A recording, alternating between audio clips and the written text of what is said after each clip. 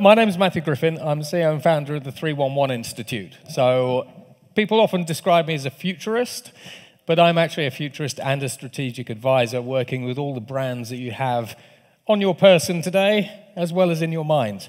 So I look at two kinds of futures. I look at what I regard as the future, which is the next 20 years. So that's where the vast majority of organizations typically spend their time. So that's the next 1, 2, 3, 4, 5, 10, 20 years. But I also work with all G20 governments, and this is where we look at deep futures, which go up to 50 years out, because we're increasingly interested in what the future of the welfare state, the future of education, jobs and skills, transport, energy, and so forth actually will look like. So in this particular presentation, I thought I would do this. It's something I don't normally do. How do you win the future as individuals and businesses? So when we actually have a look at the future, I do a variety of different things. So I help blueprint the next 50 years of countries, so all countries like the UAE, UK, USA, and so on and so forth.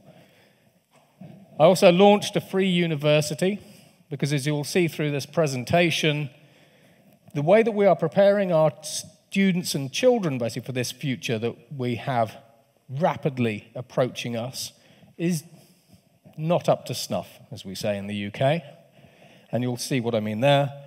And then in terms of the companies that I work with organizations like Visa on the future of money and payments. I work with organizations like Adobe, basically where we are reinventing the PDF and the document, which is actually a little bit harder than you think.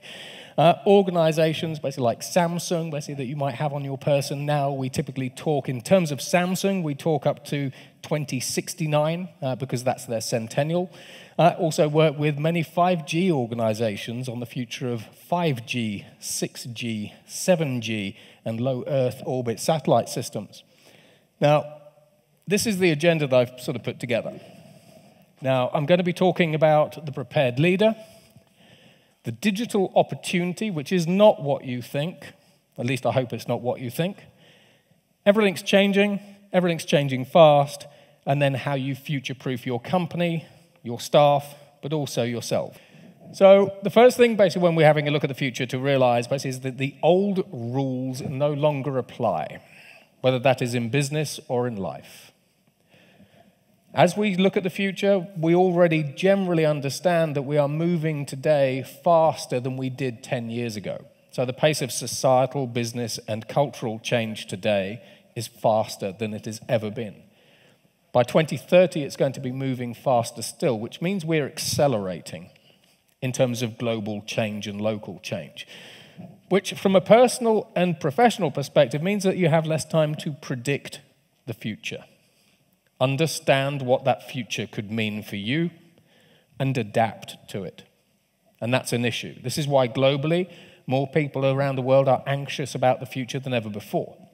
This is why businesses are now undertaking the process of creative destruction, where they are literally trying to destroy and disrupt their businesses from within because they know that they are going to be disrupted either by themselves or by someone else.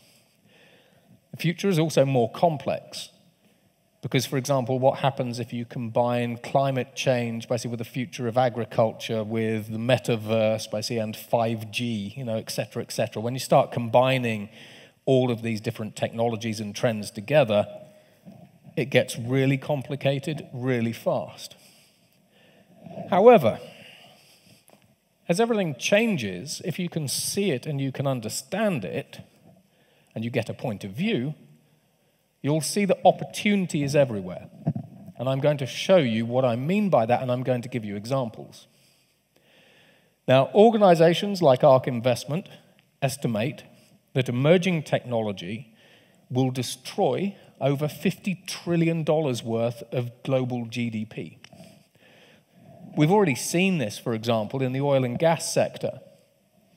If you're an organization like BP or Exxon and you have hundreds of billions of dollars worth of assets, increasingly as we move from an oil-fueled economy to a renewable energy economy, the value of those assets decreases. Same with the manufacturing industry, same with the automotive industry, same with banks.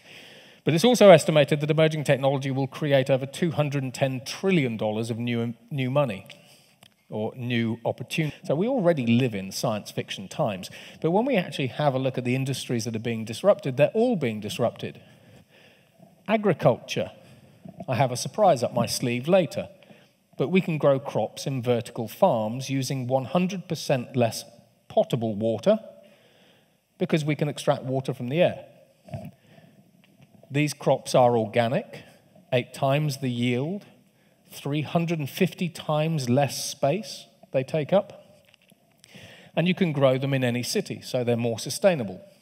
They're also guaranteed because these crops aren't going to be destroyed by drought like we've seen across Europe and even here. When we have a look at construction in the UAE, we are about to 3D print an 11-story skyscraper. When we have a look at the energy industry, we're obviously moving from fossil fuels to renewable energy, nuclear energy, hydrogen, and so on and so forth. But this is part of a $92 trillion shift by the year 2050. Yeah. When we have a look at financial services, we have banks moving to Bank 4. We have fintechs that are essentially just current banks, but with fancy user interfaces. We have decentralized finance. So if any of your children use Roblox, Fortnite, or Minecraft, Fortnite has 350 million users. They make 95% of their money from microtransactions. So that's your children buying skins and avatars and equipment and that kind of stuff. Using decentralized finance, Fortnite could say to your children, would you like a savings card? Would you like a credit card? Would you like a mortgage for your virtual reality land in the metaverse? So ironically, the future competitors to banks could actually be the game platforms. And we actually have conversations about that, basically with organizations like the SEC and so on. When we have a look at healthcare, we have a technology called CRISPR. We can go into your body, put you onto an IV drip, a genetic engineering solution, clips out your bad gene if you have an inherited genetic condition, clips in the good gene, you no longer have it. So we've already performed in vivo genetic re-engineering in patients. We did that years ago. We can also 3D print human organs. We also have universal organ transplants coming through.